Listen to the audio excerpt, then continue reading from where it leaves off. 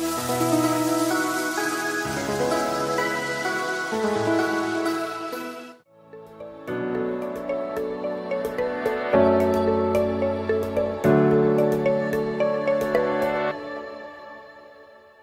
Jemaat Tuhan, senang sekali boleh berjumpa kembali dalam renungan Kingdom Devotion hari ini. Saya meneruskan pembahasan dari kitab Roma.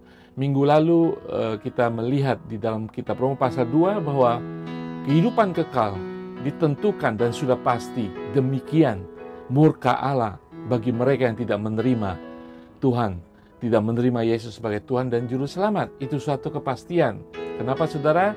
Hari ini kita melihat bahwa Allah kita adalah Allah yang adil. Allah yang tidak memandang siapapun kita.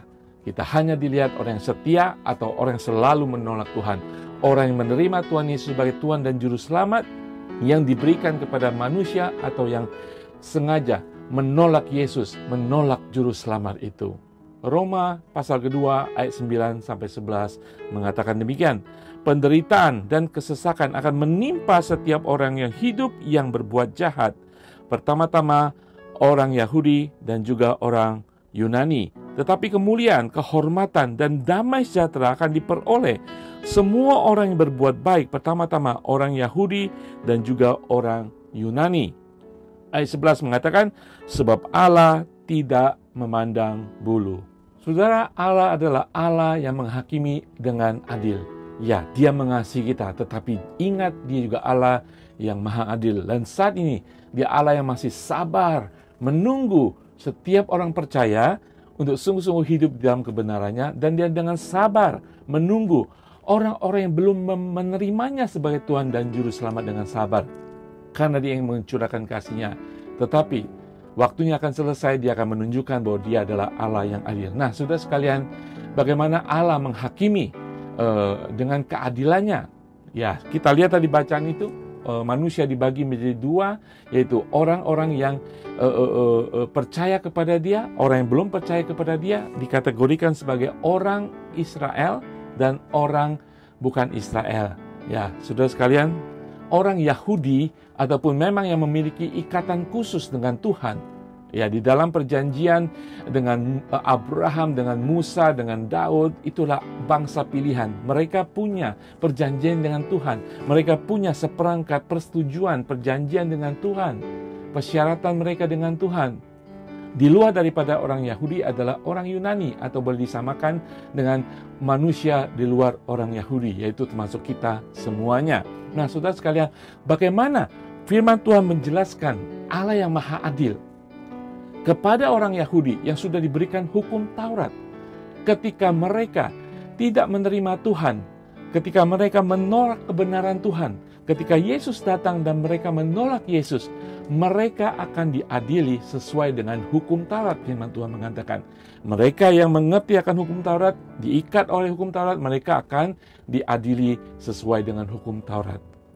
Bagi mereka yang tidak terikat dengan hukum Taurat, dikatakan orang Yunani atau semua umat manusia, setiap kita tahu dari hati nurani kita, dari pengalaman kita tahu ada Allah yang Maha Kuasa. Ketika kita dulu menjadi orang berdosa, kita tahu kita tidak mampu, tapi kita terus menolak Tuhan, melakukan kejahatan, kelaliman, dan sungguh-sungguh menolak segala sesuatu yang dari Tuhan. Kita berdosa di hadapan Tuhan. Kita akan diadili sesuai dengan seperti pewahyuan umum, bahwa kita tahu sesuai dengan hati nurani kita, bahwa kita tahu ada Allah yang Maha Kuasa. Saudara sekalian, itulah Allah yang adil. Dia akan mengadili dengan adil setiap orang yang ketika dia diadili, dia akan melihat perbuatan kita. Kisah Para Rasul pasal ke-10 ayat 34-35 dikatakan demikian. Lalu mulailah Petrus berbicara, katanya, sesungguhnya aku telah mengerti bahwa Allah tidak membedakan orang. Setiap orang dari bangsa manapun yang takut akan Dia dan yang mengamalkan kebenaran berkenan kepadanya. Saudara, Allah adalah Allah yang tidak membedakan orang. Latar belakang, kependidikan, kekayaan, apapun, Tuhan akan mengadili sesuai dengan siapa kita di hadapan Dia. Kita menerima Dia atau tidak. Nah, firman Tuhan ini berbicara kepada teman-teman yang sangat dikasihi oleh Tuhan. Dia mengirimkan anaknya untuk menyelamatkan saudara. Ketika saudara belum percaya kepada Tuhan dan Yesus sebagai Tuhan dan Juru Selamat, inilah kesempatan untuk menerima Dia. Sehingga saudara boleh diselamatkan, diampuni dari segala dosa saudara. Dan saudara mengakui Yesus sebagai Tuhan dan Juru Selamat, dan saudara akan menjadi anak kerajaan Allah.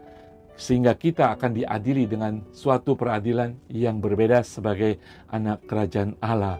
Nah saudara sekalian, bagi kita sebagai orang percaya, ya kita masih melakukan kesalahan. Tetapi firman Tuhan, kebenaran firman Tuhan akan membawa kita kembali kepada Tuhan. Firman Tuhan akan membimbing kita kembali kepada Tuhan. Ada kalanya kita jatuh sebagai anak Tuhan, Tuhan akan memberitakan kebenarannya dari hati kita sehingga kita boleh diubahkan. Dan ketika kita menjadi anak Tuhan, ada hikmat untuk membedakan yang baik dan benar. Dan firman Tuhan mengatakan ketika kita bersalah, kita ada tempat, yaitu Yesus datang kepada kita, datang kepada Yesus, kita akan diampuni. Saudara sekalian, mari kita semua yang sudah percaya, kita selalu bergiat untuk mendapatkan kehidupan yang menjalankan kebenaran firman Tuhan. Sehingga suatu saat kita diadili sebagai orang yang sungguh-sungguh bertanggung jawab atas iman keselamatan kita. Nah, bagi saudara yang belum diselamatkan, firman Tuhan berbicara kepada saudara. Tuhan ingin menyelamatkan saudara. Tuhan pertama-tama ingin mengampuni dosa saudara, menjadikan saudara benar di hadapan Tuhan, sehingga saudara tidak akan diadili sebagai orang fasik, orang yang menolak Tuhan, yang sudah menyediakan jalan keselamatan. Haleluya. Mari kita berdoa. Tuhan, kami tahu Tuhan, Kau Allah yang tidak memandang kedudukan, nama, kemasyhuran seseorang. Engkau akan mengadili dengan seadil-adilnya Tuhan, karena Engkau Allah yang adil. Tuhan, kami mau Tuhan setiap kami kedapatan menjadi anak-Mu yang selalu ingin bertobat, ingin menjalankan kebenaran-Mu Tuhan.